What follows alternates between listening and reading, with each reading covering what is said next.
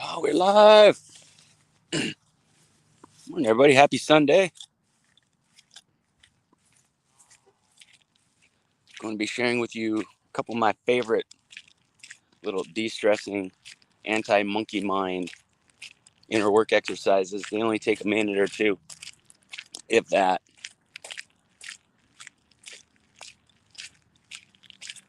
It's a gorgeous day. Thought I'd share my walk with you too.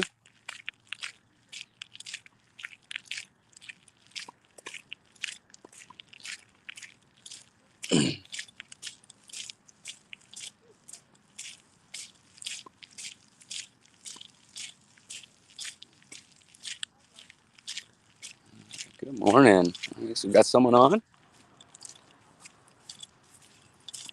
using StreamYard this morning. Sorry, I can't see who's who. Got to get this figured out.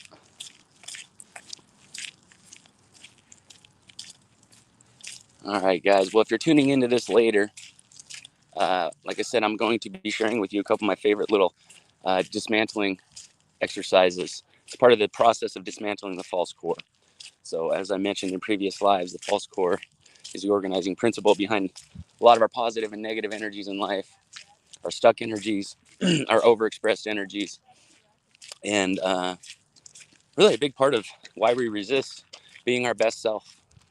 It is the part of why it is the thing that resists being our best self. But in order to relate to it and to turn your false core into your superpower, there must be a process of dismantling and then dissolving. So the dismantling process is actually dismantling uh, the lie that is the false core, and the dissolving is observing that energy going away when it does come up. The triggers, dissolving those triggers. And that's the purpose of this exercise. Show you how to get into the role of the observer, which is essence, which is your true self, your true essential self. It's closest to your higher self. And then there's another one that's just a little dissolving technique for racing mind, anxious thoughts. But before I do that, I kind of want to share a quick little example of how this actually plays out in real life and what this like looks like when you get down to doing this on your own. When you get down to dismantling and dissolving your false core and finding out how you're using your personality to resist your highest self. Okay. Um, so yeah, Thursday I had a client meeting, and this guy, he's a type 5 in the Enneagram. Great dude. If you guys are familiar, if you've been in any of my classes, any of my workshops, if you're a client of mine, you know that the type 5 in the Enneagram is the type that is the observer. That's the observer, is the type 5. They stay in their head. They like to isolate. They don't like to connect. But all those things that they don't like to do are generally when they get stuck and when they get disintegrated, high levels of stress, a lot of triggers in their life.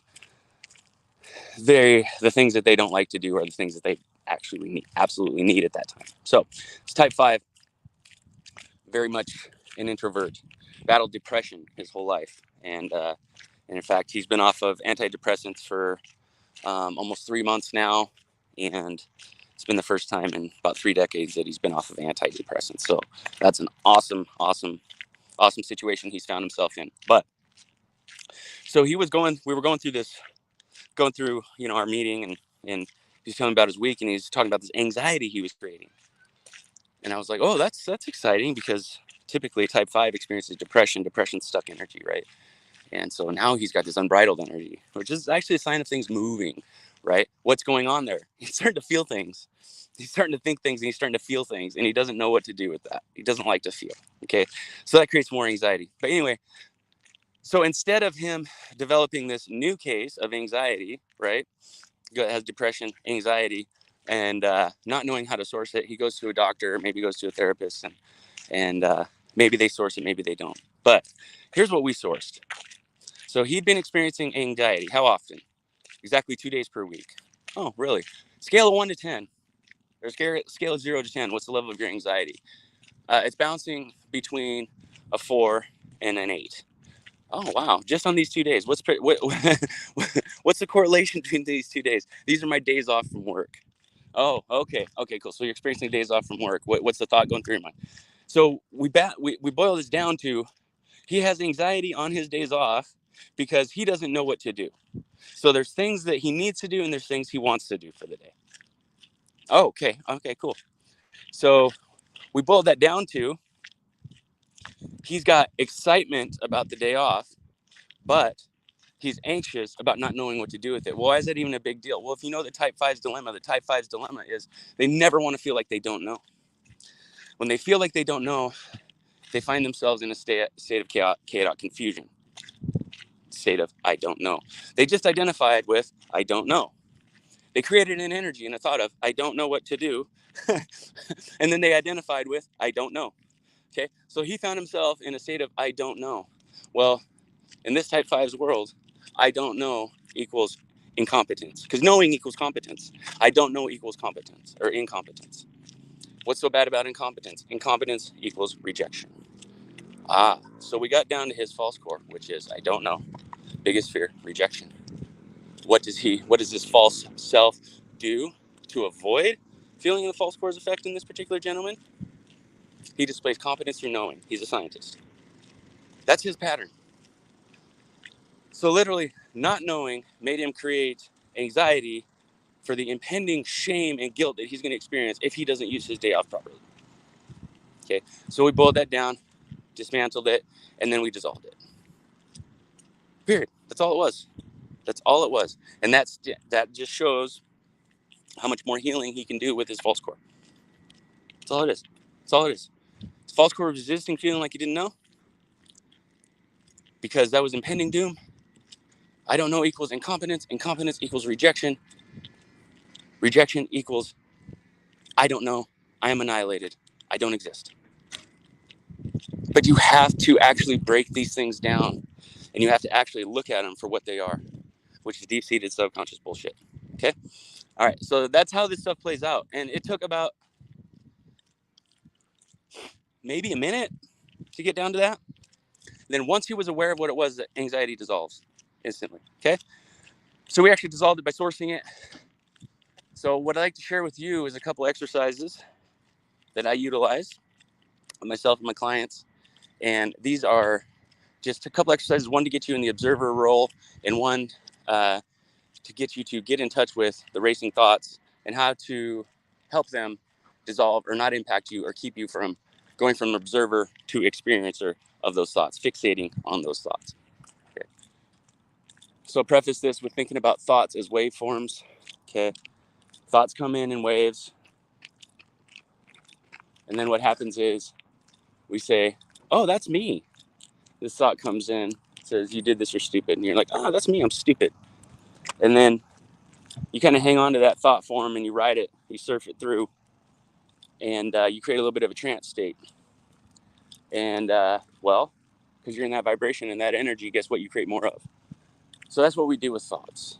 Okay, so if you think of them as waveforms, like waves that come through, if a waveform comes through that is a non-dream affirmative thought process, thought wave, then you have the ability to not get on that wave. But you got to be in the role of the observer for that to happen. Okay, and you got to be aware that thoughts come in waves, and you don't have to identify with every single thought, and you don't have to say that's me, and you don't have to hop on the back of it and ride it down the road. Okay, so the first one we're going to do is just switching into the role of the observer. It's very simple. So we all have our favorite cup of tea when it comes to the emotion drug. So if yours is sadness, think sad thoughts. Think of a sad thought. Think of something that made you sad recently that you can really think of. Okay, that comes to the top of your mind. If anger is your drug of choice, think of something that made you angry. If anxiety is your drug of choice, think of something that made you anxious. If it's a combination of them, use that. But what you're going to do is you're going to just whatever you like to do to get into your inner work, whether it's some centering breaths, whether it's a little bit of qigong, maybe a yoga flow, something like that. Whatever you want to do, whatever you like to do that before you do this. I personally like to keep it super simple. So generally, for me, it's like 5 circular breaths, 4 in, 8 out. Longer on the parasympathetic phase of the breath release. So we'll do 5 of those in and out.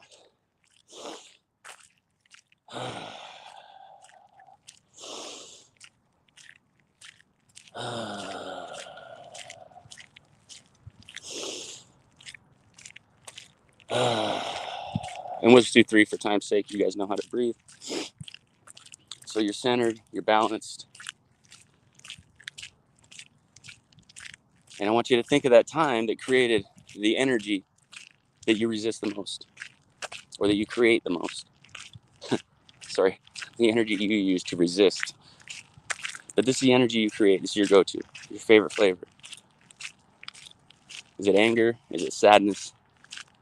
Is it anxiety? Is it a combination? I want you to think about that. Think about what was going through your mind. Think about what you were fearful of, or what you were sad about, or what you created anger, anxious energy over.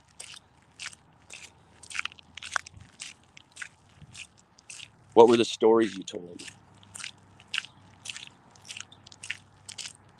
How did the story grow? How did more details seem to creep their way in and attach themselves to the original storyline?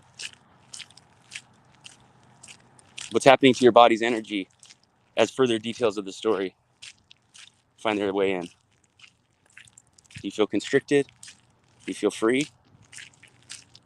What happens as you add more and more details, more and more validity, more and more weight to the volume of this story that you've told?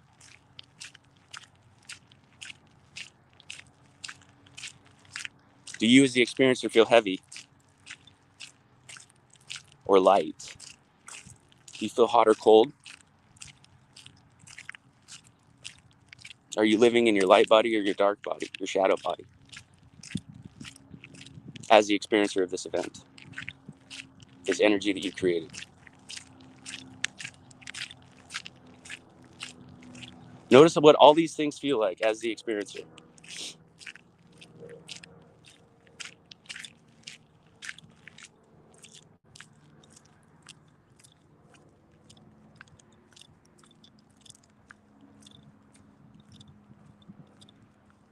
Now I want you to put a label on that state you've created.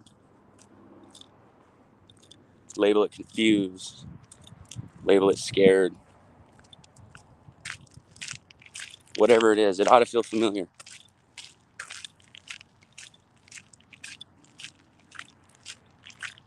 Now I want you to just focus only on that label. As you focus on that label, it begins to fade away farther and farther until it's barely visible. Now you're looking at that label, and everything that you created surrounding that label is now far away from you. And you're just witnessing it. Now witness one thought after another begin to kind of dance around as energy around this label.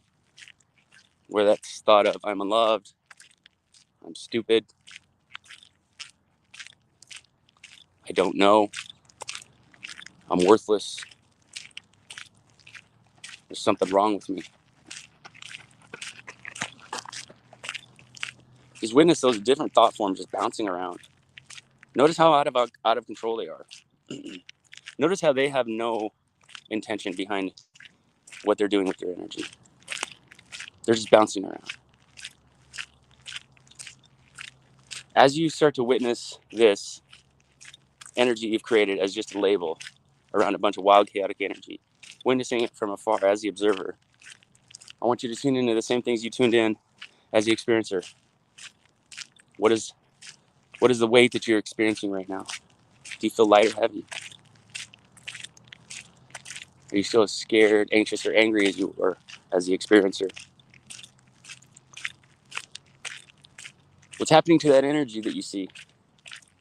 Is it still as fast as it was now that you're not experiencing it?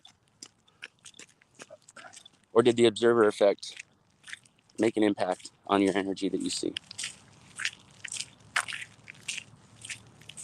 Now, as the observer, I want you to witness the label that you're now looking at that's just fading. You can barely see it now.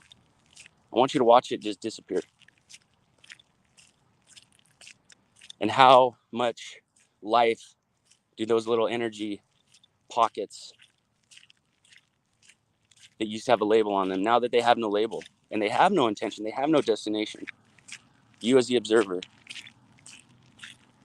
what happens to their life force with no label, no direction, no intention, and no attention given to them.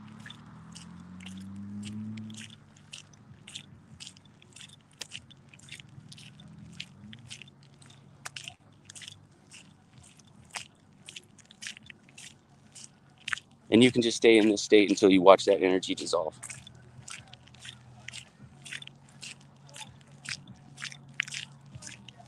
So that's one of my favorite techniques. A lot of people have a hard time being the observer. A lot of people have a hard time breaking free from the experiencer role.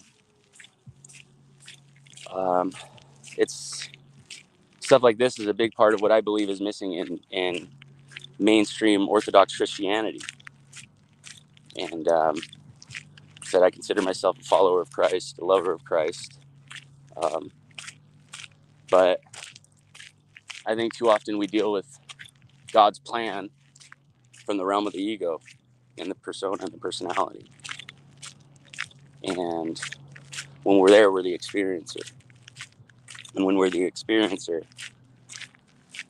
it's like looking at our situation, looking at ourselves, because we identify with this particular situation through a pea shooter. We're not seeing the big picture, holistic self. Okay. All right. So this next one is about uh, it's objectifying thoughts. And so this is really good. Like if you're trying to get into a meditation or um, let's say you're just on a walk and you have all this racing thoughts. Maybe it's a stressful time in your life. Maybe it's an exciting time in your life.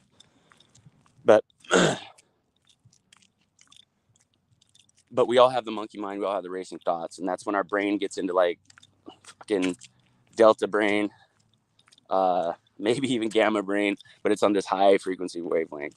And you can't think when you're in monkey mind. But what you can do is you can get out of monkey mind. Then you can think. And more importantly, you can connect your heart or your head, heart, and your gut. You can connect it, open up your chakra, and access your higher self. So if you can think of a couple thoughts, maybe think of one thought, something that's been bothering you. Maybe it's important. Maybe it's something that you need to get figured out. If that's the case, if it really is something important, like you're making a big decision in your life, like don't process that in your mind 55 times a day. Sit down, plan it out, map it out. Okay. And if your map ends because you don't have any further information, then that's what your brain's going to do too.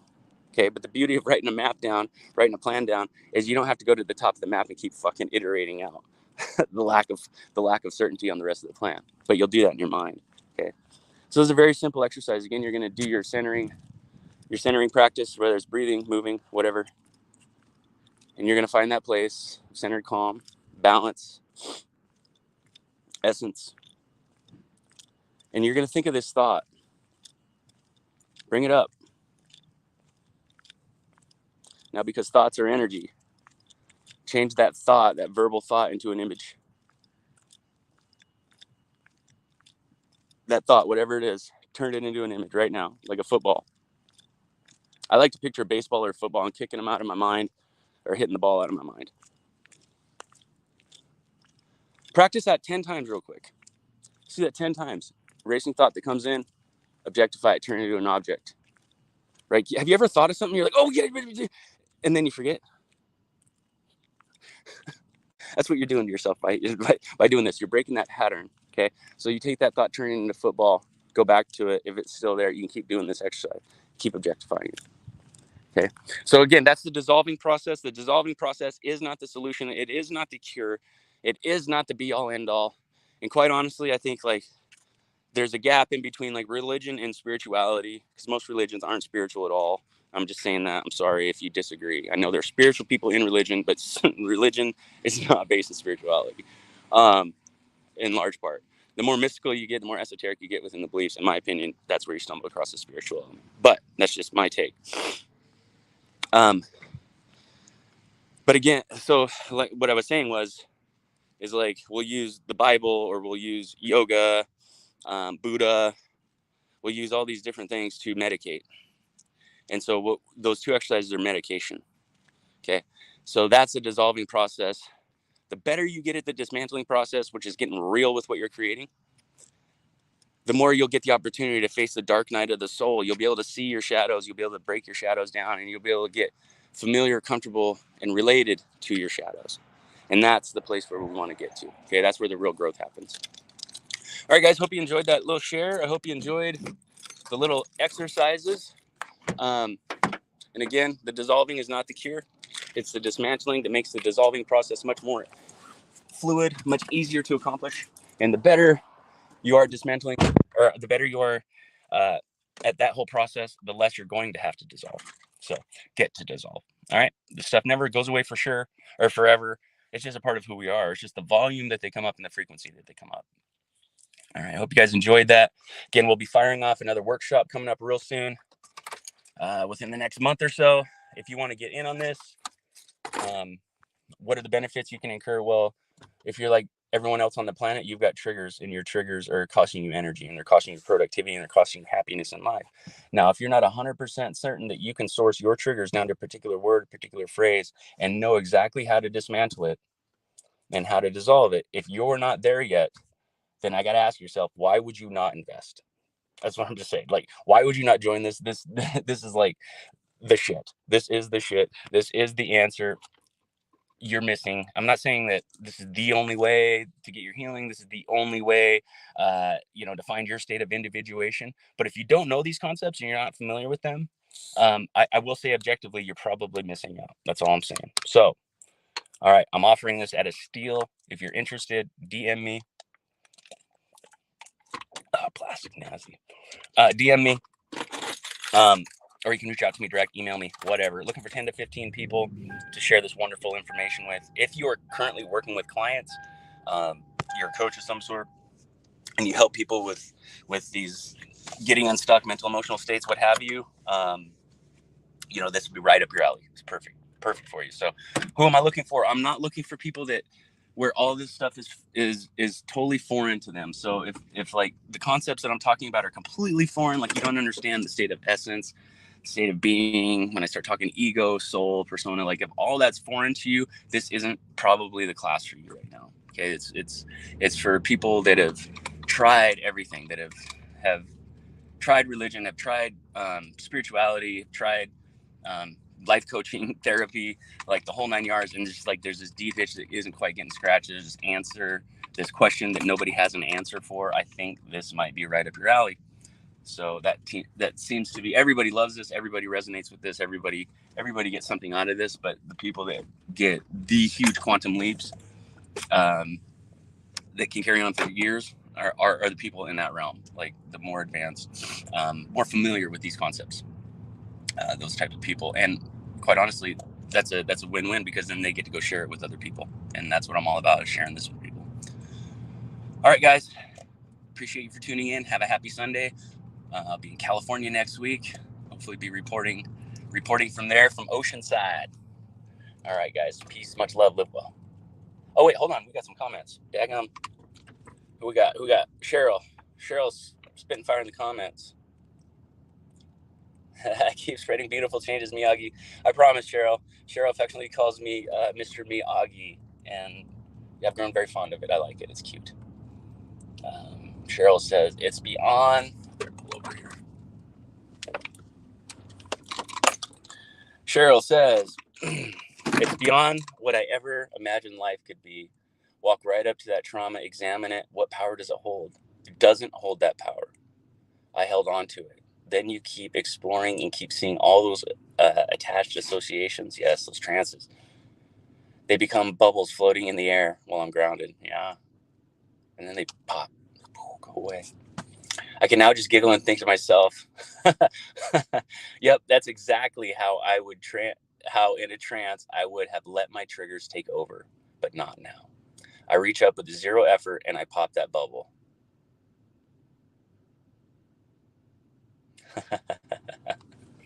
God's real church with connected people. Yes, ma'am. Yes, ma'am.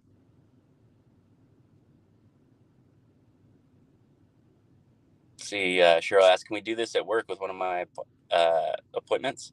Absolutely. Absolutely. That's a great idea, Cheryl. That's a great idea. Every Sunday? I should go live every Sunday. Yeah, I should. I might need to. If I can avoid another another month of banning on Facebook, it might be worth my while to do more lives. So much better than dope, and it lasts forever. Yeah. And I would say it hits faster. All right, Cheryl, thanks for sharing with everybody. Like, guys, Cheryl's gone through some shit, and she's done it fast. She's done it fast. When I first met her a little over a year ago, and granted, I was just part of her dream team. She had a wonderful dream team, of wonderful light beings. But when at first, she was so scared. She was so scared, and she was so traumatized, and she created extreme dissociations and in her body, and like she couldn't even feel water. She couldn't feel her legs when she walked. So now, just to watch you bloom, Cheryl, it's God. It's God. Just, man. Anyway, all right, guys. Appreciate everything. Appreciate you, Cheryl. Love you. And all right, guys. Share this. Share this if you think someone would enjoy it. I'll be doing a blog on this later as well. All right, guys. Peace, much love, well.